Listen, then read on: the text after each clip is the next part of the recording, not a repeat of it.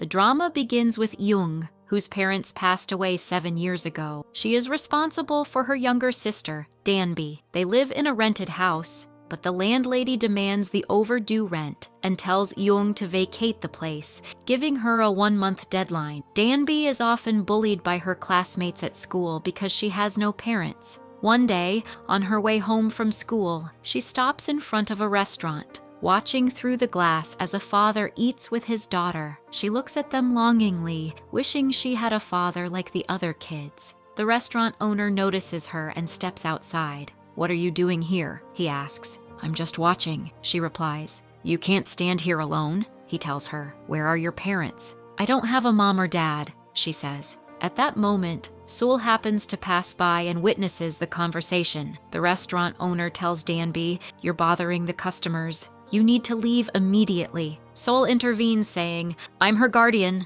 What's the problem?" The restaurant owner quickly backs off. "There's no problem," he says. Sol then takes Danby inside the restaurant and treats her to her favorite meal. Meanwhile, Jung anxiously waits for her sister to come home, having prepared dinner for her. When Danby finally returns, she tells Jung, "I'm not hungry. Don't you ever wish we had a father?" Jung is shocked by the question and saddened by her sister's pain. She replies, "Of course, my love. I wish we had a father, but you mean the world to me." The next day at work, a man approaches Jung and asks, "Are you Jung?" "Yes," she replies. "I heard you're looking for a father," he says. "You must have the wrong person," she responds. At that moment, the handsome Sol walks in and hands her his business card. "My name is Sol Yu Sang," he says, "and I want to be your father." Jung is bewildered by his words. Sol asks if they can talk. "Danby is your sister, right?" he asks. "Yes. How do you know that?" she replies. He explains that he saw what happened to Danby outside the restaurant. When he invited her in,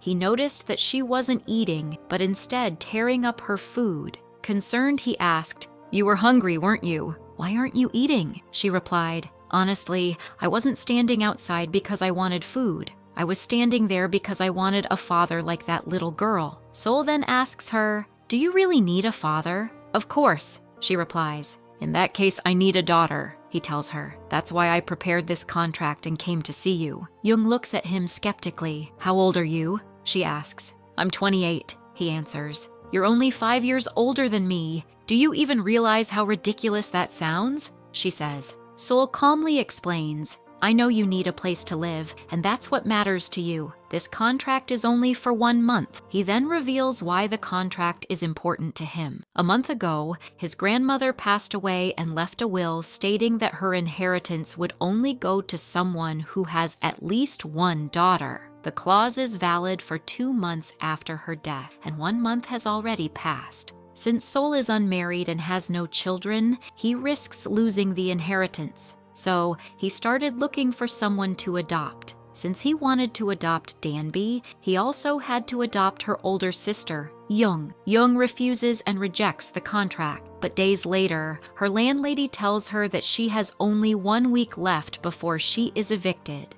With no other options, she decides to accept Sol's offer. Sol welcomes them, saying, "You'll live on the 2nd floor, and I'll stay downstairs. But there are rules we need to follow since we're living together." Jung is shocked. "You're living here too? That wasn't in the contract." "What's the problem?" he says. "We're family now." A week later, Danby goes to school for the first time with a father. Jung texts her to check in, and Danby replies, "I'm fine. Dad even called to check on me today. He was so nice." One day, Sol's friend visits their home and asks, "Is this your new girlfriend?" Sol firmly responds, "No, she's the maid." After that, Sol becomes stricter with Jung, telling her, "We need to maintain a proper distance. We have to be careful until the contract ends so people don't misunderstand our relationship." Later, while Jung is at work, 2 women suddenly show up and ask, "Are you Jung?" "Yes," she replies. They angrily say, "Your sister Danby attacked our daughters at school. We're calling the police and will take legal action." Her co-worker tries to defend her, but before he can, Sol enters and interrupts the argument. One of the women says, "Her phone was off." As they continue to argue,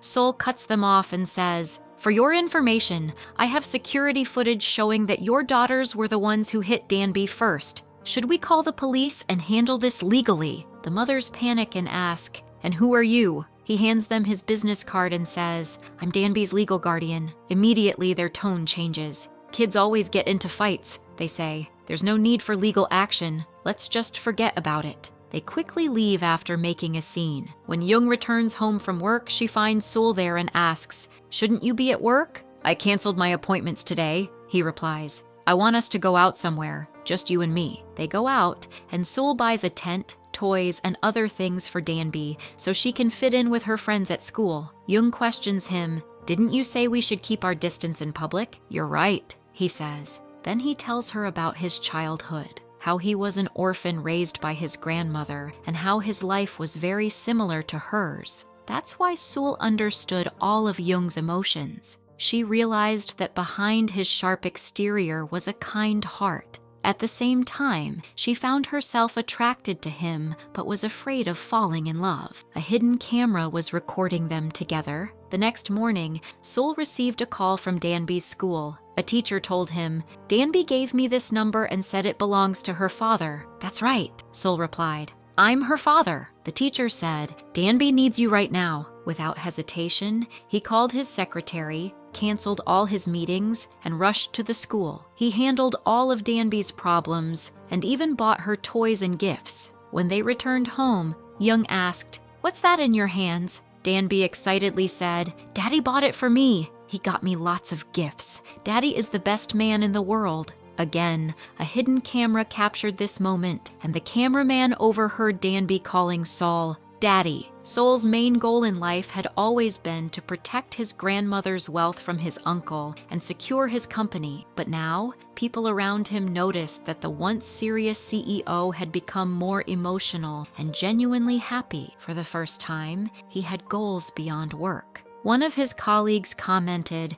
"You've really changed. You're always in a good mood now." Saul replied, "I don't even know what's happening to me, but I just want to stay happy like this forever." Meanwhile, at work, Jung received a notification on her phone. A viral article was circulating on social media with pictures of her and Saul, titled, "Saul and His New Lover." She was devastated and terrified. That night, when she got home, Jo-hoo insisted she cancel the contract immediately and move in with his mother along with Danby. Seol kept calling Jung, but she didn't answer, so he came to see her in person. "I've been calling you. Why aren't you answering?" he asked. Jo-hoo intervened. "Leave her alone. Jung doesn't want to talk to you anymore." Seol looked at him and calmly said, "I'm sorry, but this is between me and her." Jo-hoo, frustrated, said, "I can't stand by and watch you ruin the only woman I've ever loved. I should have stopped her from signing your ridiculous contract in the first place. You need to stop exploiting her." He grabbed Jung's hand, trying to take her away, but Seol said firmly, "You're right, I should end this contract. But this time, I'm not asking for Jung and Danby because of the contract. I want them because I love them." He turned to Jung and said, "Think about it carefully." Jo-hoo, still emotional, confessed, "I've been in love with you for 7 years, Jung. I never told you because I wanted to wait until your life got better so that I could marry you. You're not just a colleague or a friend to me. I truly love you." Jung responded gently, "You're a wonderful person, a loyal friend, and you've helped me so much since my father passed away. But there's someone else I love. I'm sorry I never realized your feelings before." She then went to Seol and told him, "You have to finish the contract. You need to take back your company and your inheritance from your uncle." Seol sighed. "I'm sorry. At first, I wrote that contract for my own benefit. But now, I don't care about the company. I care more about you and Danby." Jung shook her head. "You can't give up your rights now. You have a daughter named Danby, and the will clearly states that you must have a child to inherit. Take the contract to your lawyer and get back what's yours." Seol followed her advice. He submitted the contract to his lawyer and successfully reclaimed his company. His uncle, furious, confronted him. "So, all this time, you've been fooling us? Pretending to be busy with your so-called lover while secretly adopting a child just to kick me out of the company? After everything I did to raise you as an orphan?" Sol looked him in the eyes and said, "Name one day in my life when you actually cared about me. The only person who ever loved me was my grandmother. I would never let her company and her legacy go to you." Later, Sol visited Danby's school and spoke to her classmates kindly. "I'm Danby's father," he told them. "I'm inviting all of you on a camping trip. Make sure to get your parents' permission. There will even be a swimming pool." By doing this, Sol helped restore Danby's confidence in front of her friends and made up for all the times she had felt lonely and out of place. One evening, while Jung was preparing dinner, Sol walked into the kitchen. He handed her a document and said, "Jung, the contract is over. Here's a new one to replace it." She took it and saw that there was a letter attached. "Open it," he said. When she unfolded the letter, it read, "I'm looking for a wife to spend the rest of my life with." And with that, the drama ends. Subscribe for more videos like this one. Tap the bell icon so you will never miss the updates.